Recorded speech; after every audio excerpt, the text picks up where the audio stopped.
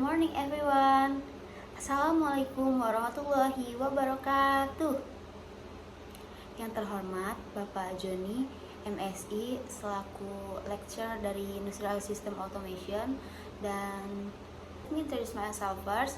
Nama aku Elma Kitriani, NIM 121190120. Nah, pada kesempatan kali ini aku akan menjelaskan sedikit pengetahuan tentang aktuator hidrolik.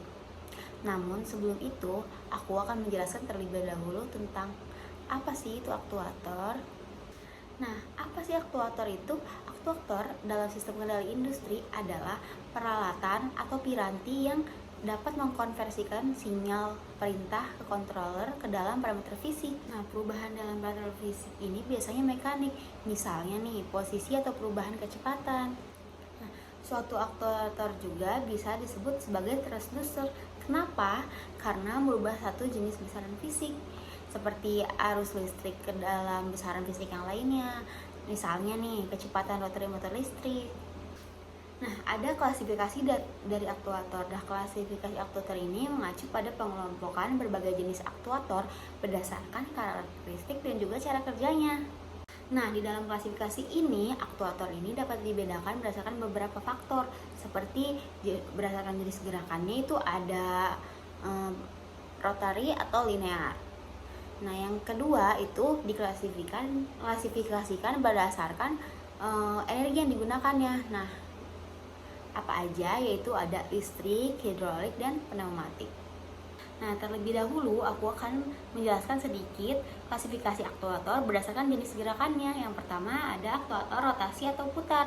Nah, aktuator ini disebut rotasi atau putar karena menghasilkan gerakan berputar atau rotasi sehingga disebut rotasi atau putar. Nah, contoh dari aktuator ini adalah ada motor listrik, motor stepper, dan servomotor. Mereka ini digunakan untuk mentransfer gerakan rotasi ke komponen-komponen mekanis dalam sistem otomasi.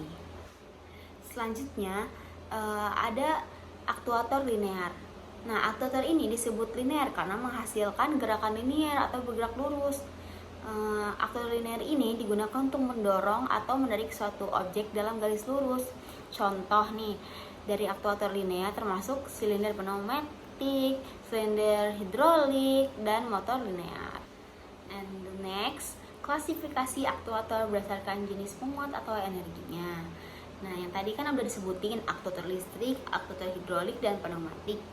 Yang pertama itu ada aktuator listrik. Aktuator ini menggunakan energi listrik untuk menghasilkan gerakan mekanis. Aktuator ini sering digunakan dalam berbagai aplikasi, mulai dari kendaraan otomotif sampai peralatan rumah tangga pun ada yang menggunakan aktuator listrik dan sistem otomasi industri tentunya. Contoh dari aktuator listrik ini adalah motor listrik dan servomotor. Nah, selanjutnya ada aktuator hidrolik. Aktuator hidrolik ini menggunakan cairan hidrolik sebagai media untuk menghasilkan gerakan yang tersebut. Nah, aktuator ini juga sering digunakan dalam aplikasi di mana diperlukan gerakan yang kekuatan yang besar dan juga kontrol yang akurat, seperti pada mesin industri, alat berat, dan sistem penggerak mobil. Nah, selanjutnya ada aktuator pneumatik.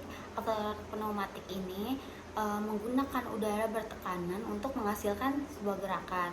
Mereka ini sering digunakan dalam aplikasi di mana diperlakukan gerakan yang cepat dan sederhana, serta dalam lingkungan yang bersih dan juga berbahaya, seperti dalam industri makanan, kemasan, dan otomatisasi pabrik.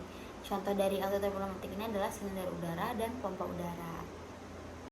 Nah, seperti yang sudah aku bilang di awal, pada kesempatan kali ini aku akan menjelaskan tentang aktuator hidrolik.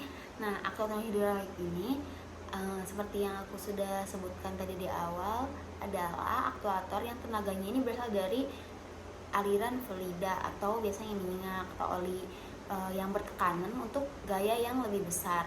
Nah, aktuator hidrolik ini menggunakan fluida untuk memperkuat sinyal perintah dari controller.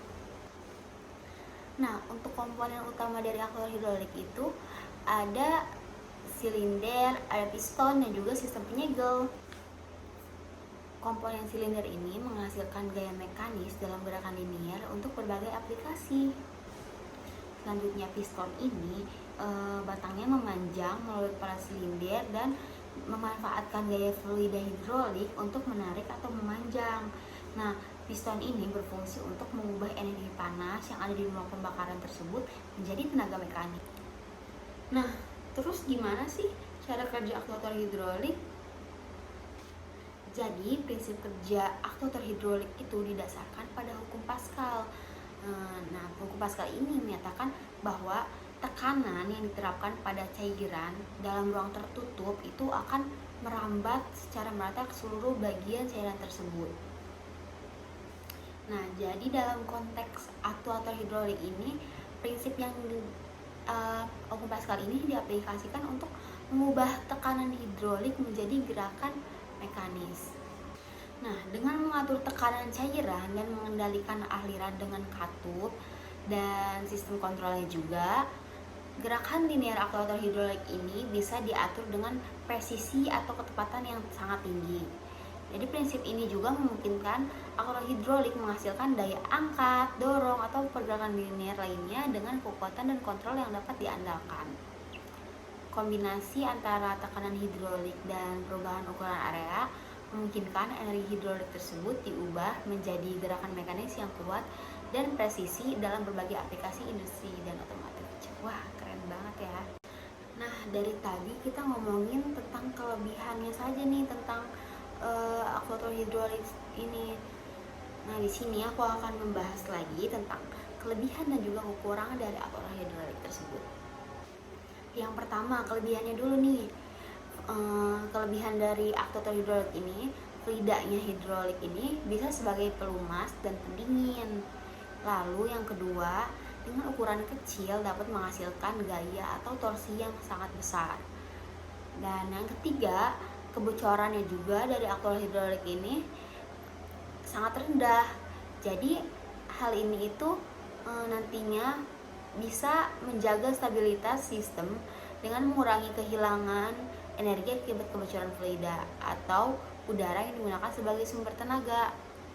Dan keandalan dan efisiensi energi yang tinggi ini menjadikan aktuator menjadi pilihan yang terbaik dan berbagai aplikasi industri seperti sistem kontrol industri, mesin otomatisasi, dan sistem penggerak yang membutuhkan kestabilan dan efisiensi energi yang tinggi. Lalu kekurangannya, apa sih kekurangannya itu? Pertama itu biaya operasi yang tinggi, dan yang kedua itu daya hidrolika tidak siap tersedia dibanding dengan daya listrik. Dan selanjutnya itu mudah kotor, terutama yang menggunakan oli nih. Dan yang keempat ini mempunyai karakteristik redaman yang rendah, tidak mampu menyerap getaran dengan efektif, dan juga dibutuhkan peredaman tambahan untuk mengurangi dampak getaran dan menjaga stabilitas sistem. Jadi ada plus minusnya pasti ya. Dan yang terakhir, adapun faktor yang mempengaruhi efisiensi dari aktuator itu, yang pertama itu tentunya ada gesekan, yang kedua itu bisa dipengaruhi oleh suhu, dan yang ketiga itu ada hambatan mekanis, dan keempat waktu responsnya, yang kelima akurasi, dan yang terakhir kemampuan pengulangan aktuator. Nah, mungkin itu saja yang dapat aku sampaikan, kurang lebihnya mohon maaf. Akhir kata, wassalamualaikum warahmatullahi wabarakatuh.